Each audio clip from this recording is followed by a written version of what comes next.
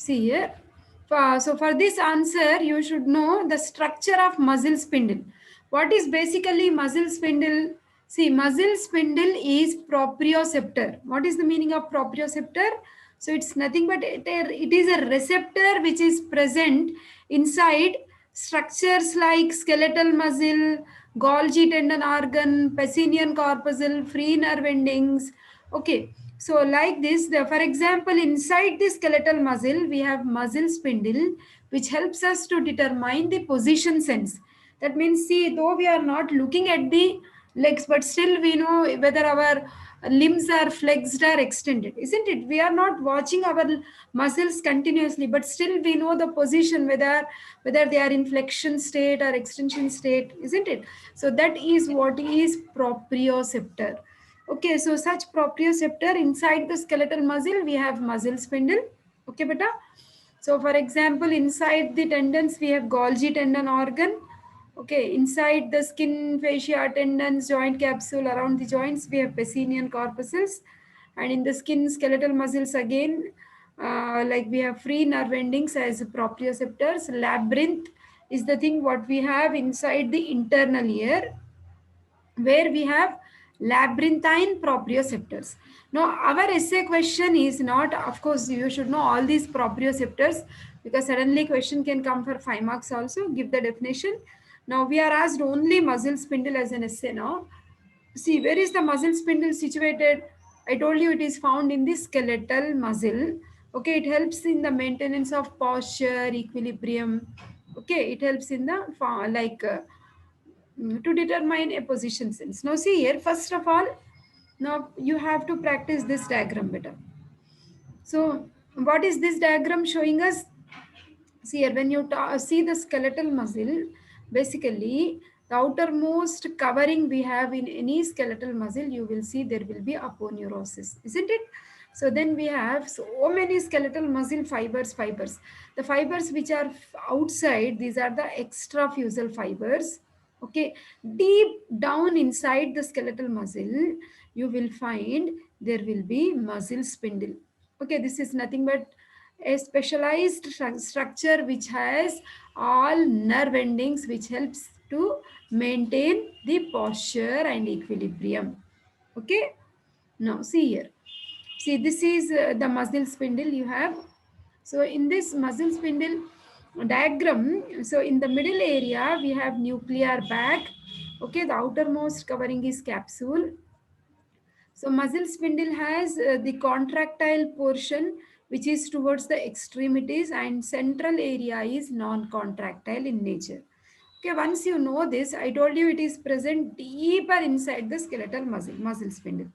Now, now see here, this is again same muscle spindle. Here we are shown the nerve endings. So muscle spindle, what is the chief function it does, Ritika? It helps in the maintenance of posture and equilibrium. So that means what? It has innervation of sensory and motor nerves. Okay. Now, first of all, whatever are shown in red color, we have those are the sensory nerves, also called as afferent nerves, which are winding around this nuclear bag and also around the capsule. This is the central region, which is usually non-contractile in nature. Okay, you can see here. Now, the afferent nerve fibers will bring the information, okay, like of a particular stimulus. Okay, and we know like motor nerve, afferent nerve takes the information to the brain. Correspondingly, the motor nerves comes and it brings about the partial state of contraction of these skeletal muscle fibers. So these fibers are actually motor neurons. Okay, static efferent nerves. Okay, we have two types in fact. We have A gamma, which are static, that means which are like maintaining the posture and equilibrium, partial state of contraction when skeletal muscle is in the state of rest. Dynamic means when our muscle is actively contracting, then these are the nerves which are actually carrying the position sense and also maintaining the tone and posture and equilibrium. Okay, so these are dynamic. Dynamic means when the body is in activity. Static means when the body is at rest. Okay, so we have, see, similarly we have primary and secondary afferent nerve fibers which are bringing the information. These are the sensory nerves. Okay, so like any other organ of our body, even the proprioceptors are actually innervated by the sensory and motor nerves. Okay, then now see these afferent nerves, they are actually winding like a spring around this nuclear bag and of course around the capsule as well. Okay, and the ending is looking as though it is flower, like that is called as flower spray ending. Okay, so these are the nuclear chain fibers. This is, if you have observed here, this is a belly like thing and the edges are actually called as the extremities, okay, which are contractile in nature. Okay, so you just draw this picture and give the explanation. Then we are also asked now stretch reflex. Stretch reflex is very simple. In fact, see, this is our skeletal muscle. Deep down inside, we have this neuroreceptor, that is the muscle spindle. It has afferent and efferent. So, afferent is actually red in color, which is carrying the information. Okay, this is something like reflex arc. Efferent is bringing the information to the skeletal muscle, and this will contract accordingly based on the information input. This is motor nerve, blue in color. Okay, so that is what is stretch reflex. Okay, you can just draw this labeled diagram and also just write accordingly. Okay, beta. So you read once, you will understand. So that is muscle spindle and effects of stretch gamma motor neurons. Okay. So what is menstrual cycle?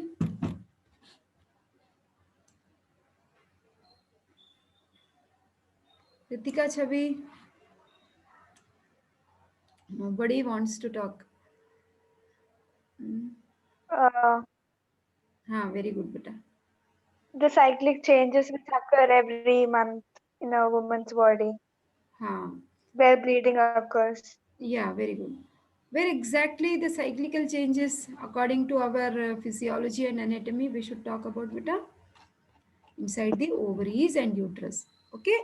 The cyclical change, Endometrium. in the endometrium of the uterus and also inside the ovary. No? In case of menstrual cycle, Huh. you have to talk about ovarian changes, you have to talk about uterine changes, you have to talk about cervical changes, vaginal changes. Okay? So when you talk about ovarian changes, so you have to talk about these changes what we see inside the ovary. See the outermost covering of the ovary, you are finding the cuboidal lining cells, which is nothing but the germinal epithelium. From here you will see the formation of the primordial follicles. Primordial follicles will modify into primary, then these cells keep on multiplying, isn't it? If it forms the secondary follicle, then we will have membrana granulosa, isn't it? That means you will have so many cells. Okay, and the oocyte is actually in the middle. Okay, that is the egg. Okay, that is the ovum is towards the center, and these cells keep on multiplying.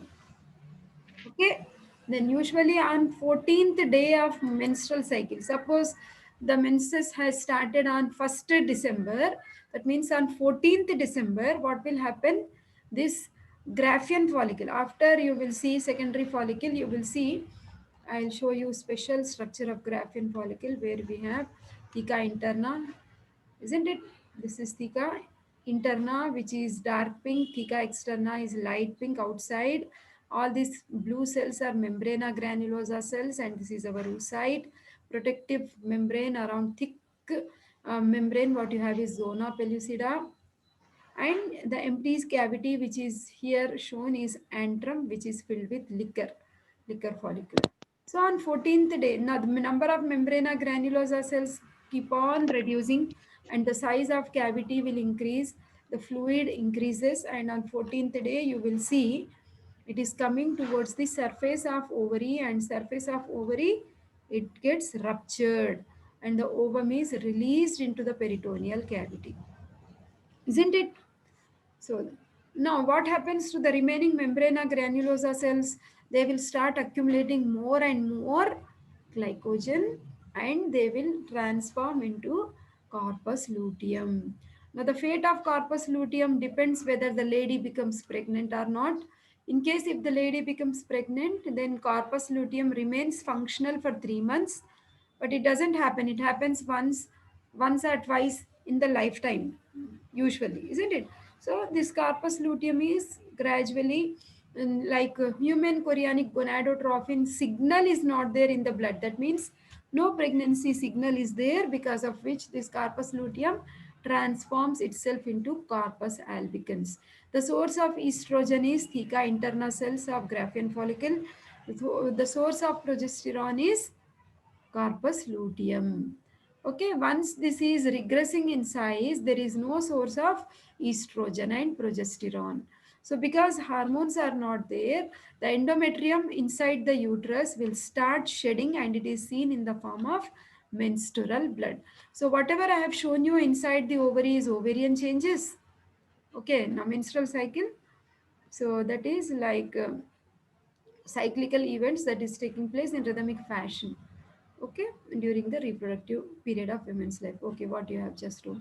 So we have, what are the phases, like we have to talk about how many changes: ovarian changes, uterine changes, vaginal and cervical changes.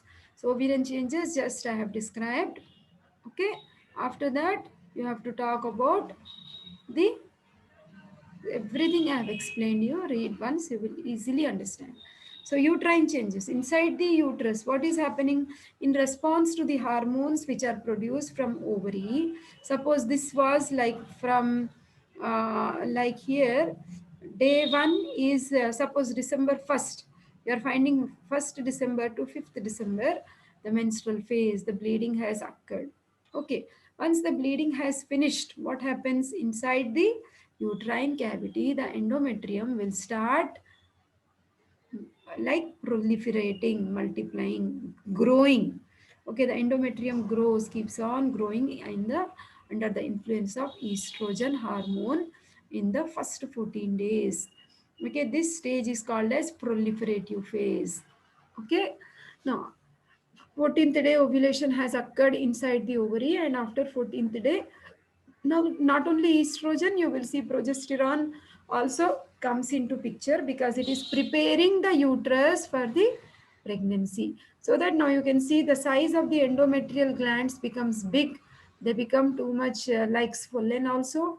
The arteries which were straight, they become now tortuous, very much coiled, so as to it is actually preparing itself for pregnancy. That means during implantation this endometrium should be actually fertile enough to allow the growing baby, isn't it? So now what will happen during implantation? The blastocyst, it will come and it gets buried inside the endometrium. No, that's what is implantation.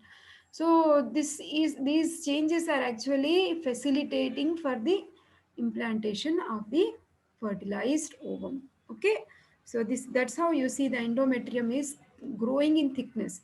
But suppose if there is no signal after 28 days, because estrogen progesterone levels are drastically falling down in the blood, you will see the endometrium starts shedding, and it comes out in the form of menstrual blood. So same thing is described under this uterine changes. Read once, you will definitely understand. And of course the cervical and vaginal changes are not so important, and they are very small also. You can just give on reading, or you can also ignore, it will not be asked specifically. Now what are the hormonal changes? I told you, before ovulation, from the theca interna, estrogen levels are high. After ovulation, the estrogen levels gradually they fall down. Similarly, after ovulation, from the corpus luteum, progesterone levels will be increasing after 14th day. Okay, and on the day of ovulation, that is 14th day, LH, the luteinizing hormone levels, it sharply rises. Okay, follicle stimulating hormone, these are the hormones from anterior pituitary. They sharply rise, they allow the Graafian follicle to rupture and release the ovum into peritoneal cavity. Okay, beta. So these are the changes what we see in menstrual cycle. Very, very important essay question this is. Yeah, even like the answer is also very specific. Ovarian and uterine changes are only asked in the question. So I hope you remember the refractive errors. What are the refractive errors we have? Ritika, Chavi. So many times we have discussed beta. Unlimited times. Myopia, hypermetropia, Very good beta. presbyopia. Excellent, excellent. Okay. What is the lens we used? What is hypermetropia? Long sighted. Farsightedness. Far sightedness. Very good. That means person will not be able to perceive near objects. Okay, we see in old age it is corrected by biconvex lens. Myopia, as you young girls, young boys, you see in teenagers, you see far objects are not clearly visible. Okay, that is short sightedness. So it is corrected by biconcave lens. Okay, now as the age advances, there are many other conditions also. Okay, so like presbyopia, where you will see the loss of elasticity in lens and weakness of ocular muscles. This is also corrected by biconvex lens. Okay, then there are other errors like astigmatism, where refractory power of lens is different in different meridians. Okay, that means they will have cylindrical type of error. Okay, so here that's the reason we will give cylindrical lens in order to correct this type of defect. Okay, so this is errors of refraction. Now, what are the hormones regulating plasma calcium levels, Ritika? This also we have discussed many times, beta. Very easy answer also. Chavi? Calcitonin, parathermone. Very good, beta. Which hormone is increasing blood calcium levels? Parathermone. Very good. Okay. Any other hormone also, beta? Recently added to the list of Uh, hormones. What is the active form of vitamin D called as? calcitriol. Very good. Does also it help in increasing of blood calcium? Yes. Calcitriol Glutathione. also, isn't it? Because it helps in the reabsorption of calcium from renal tubules, no? Okay, what is the hormone which is reducing blood calcium levels then?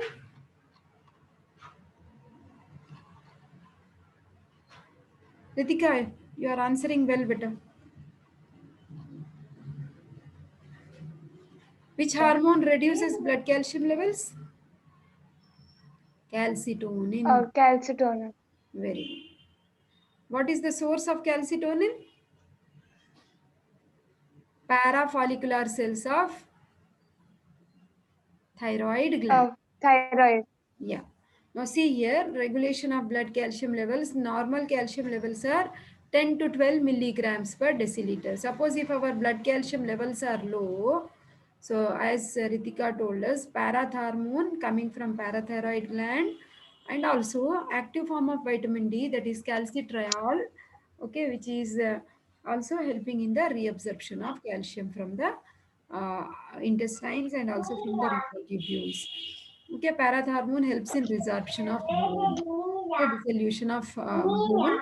So initially, now the blood calcium was less, now it has come back to normal. But if already calcium levels are high, then thyroid hormone will release calcitonin, which will cause the deposition of calcium into the bone. Okay, so that's how the blood calcium levels are balanced, regulated is also the flow chart. Okay, parathormone, calcitriol, even growth hormone from anterior pituitary, they are increasing, whereas calcitonin and cortisol from adrenal cortex, they are reducing the blood calcium levels. Okay, beta. So anybody remembers what is the composition of seminal fluid? It's only a table, beta, where you have to just memorize the things. Mainly water. Mainly water. Very good, beta. Okay, if you have opened the page, please read out the composition. Beta.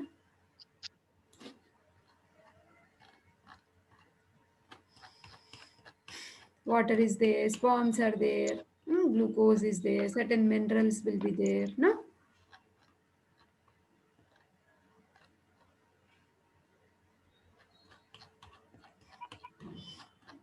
Yes, beta, here we have the composition. See, semen sperms 10%, plasma, that is water content, 90%.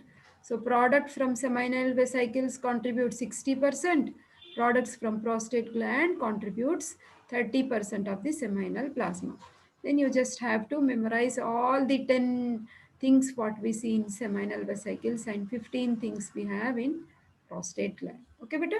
So this is the composition of semen. Ma'am, should we learn it all? Yes, beta, because in seminal fluid only is asked, no? So we have to, Ah, yes, beta. We should learn this thoroughly, perfectly. Okay, beta? Because he is not even okay. asking like any other thing other than this. Okay. Okay? You can also, if you can want to increase the answer, better draw the structure of sperm. Head, neck, body, tail. Just give the labelings. Milk ejection reflex Oh, and parturition reflex, beta. Milk ejection reflex, which hormone is responsible? oxytocin. Yes. What happens in milk ejection reflex? Whenever the baby is suckling at the nipple, the nerve endings will carry the information to the brain. No? Yes, ma'am. Ah. So, so whenever the nerve endings are carrying the information to the brain, then the brain will release from the pituitary, like hypothalamus. What hormone you said just now? Oxytocin. Oxytocin. Okay, which is actually synthesized in hypothalamus and it is carried to posterior pituitary through hypothalamo-hypophyseal tract, isn't it? And this oxytocin is released into the blood circulation. It causes contraction of myoepithelial cells and letting out of milk from the mammary gland. Okay. So that is milk ejection. Parturition reflex is similar reflex which is produced during the process of labor, delivery better. Uterine contractions is parturition reflex. Again, oxytocin only plays a major role for the expulsion of the baby better. What are the diseases of basal ganglia? Ma'am, milk ejection reflexes in which chapter? Pituitary gland beta, just now I opened. No? Pituitary gland. Okay, ma'am. Okay. What are the diseases of basal ganglia?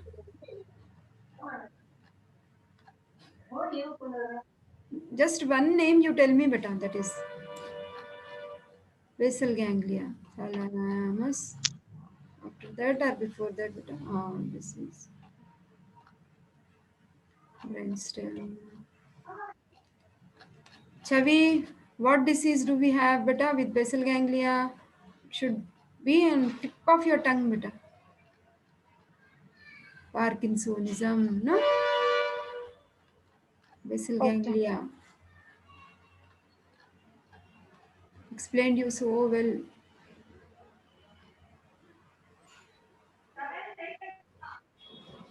What is the neurotransmitter here? Dopamine. Okay. What is the drug of choice? L-dopa, levodopa. Because normal dopamine cannot cross blood-brain barrier. So that we give levodopa. Parkinsonism, what happens? Poverty of movements. That means skeletal muscle contractions are not there. Person will be like a robot. Basal ganglia, 878. Forgot beta. 878. Even if I ask you are not writing any test now, what to do beta? It's becoming only passive type. Hmm?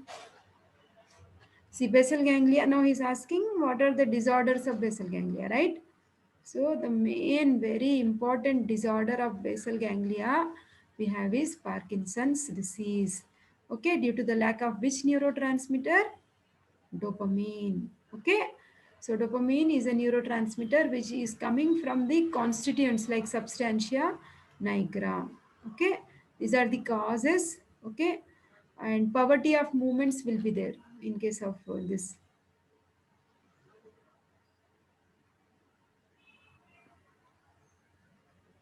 See, basal ganglia basically control the muscle tone. They are responsible for development of tone in the muscles. Okay, so that tone is not there. That's why movements are not occurring. Okay, by inhibiting these gamma motor neurons. So because of this lesion of basal ganglia, muscle tone increases leading to rigidity. Okay, beta, this thing you should remember. Basal ganglia is responsible for the decrease of muscle tone. Okay, because the dopamine is the neuroinhibitory type of neurotransmitter. So suppose if it is not there, then muscle tone will increase leading to rigidity, poverty of movements. The muscle becomes stiff. Okay, so that is pin rolling movement, slowness of movement will be there, poverty of movement, mask like face, okay, festinant gait. The person walks as though he's trying to catch center of gravity, as though he's going to fall down. Speech problems will be there. They get emotionally upset very fast. Okay, so later stages they may develop dementia, okay, like loss of memory and neuronal problems. What is the drug? Dopamine, L-dopa, levodopa has to be given. Now, diseases of basal ganglia, not only Parkinsonism, you just mention the other names also, like Wilson's disease. If you remember, this is copper deposition in the basal ganglia, and the basal ganglia is not working. Chorea is dancing type of movements. Ethitosis is rhythmic and twisting movements. Like that, you just give few names better. Kernicterus is jaundice, okay, because of the damage at the basal ganglia. So that is okay. Action potential I have discussed many times, but now it has come as a just 3 marks question. That is a depolarization, repolarization. What are the anti-inflammatory? These are all 2 marks, but I'll just discuss. What are the anti-inflammatory effects of glucocorticoids? Basically, inflammation is associated with pain, redness, swelling, because of the release of inflammatory mediators like histamine, serotonin, bradykinin, and tumor necrosis factors. All these factors will be not produced in the presence of glucocorticoids. Glucocorticoids are also called as steroid drugs, steroid hormonal injections, cortisols. They are very good painkillers, but they will have so many side effects. These drugs are banned also. But you see, if a person has knee joint pain or osteoarthritis or any type of inflammatory pain, generally steroids are given. Okay, so that is anti-inflammatory effects. That means it reduces pain, redness, swelling. Okay, then what are the features of hypothyroidism? In case of hypothyroidism, BMR will reduce, basal metabolic rate reduces, because of which heart rate, respiratory rate, all like body, like the basal activities what are taking place in the body will be reduced. Okay, person will become obese because sluggishness will be there in almost all metabolic activities. There will be lot of accumulation of fat. Okay, so there is even cold intolerance in this condition. Okay, that is hypothyroidism. What are the 2 common sleep disorders, you know, beta? Sleeplessness. What do you call that condition? Insomnia. Okay, there is one more condition which is called as somnambulism. That means sleepwalking. Some people may have this. Hypersomnia, excessive sleeping. Okay, then tympanic reflex. Last question. Tympanic reflex in the sense when sound waves are coming and hitting the tympanic membrane, all the sound waves which are actually coming from a large surface area of the pinna, they are converged into a small area of tympanic membrane. Because the sound waves are converged in a small area, it increases the intensity of that sound waves, so that it will cause the movement of 3 ear ossicles. Okay, what are the 3 ear ossicles we have? Malleus, incus, and stapes. The handle of malleus is actually in contact with the tympanic membrane. So as the umbo is the area where it is tightly stretched. So they start moving and they help in conduction of sound waves. Okay, beta? So that is for today's question paper. Okay, so keep studying. Okay, and try to write one paper whenever you are ready for that. Okay, beta? So I'm stopping here.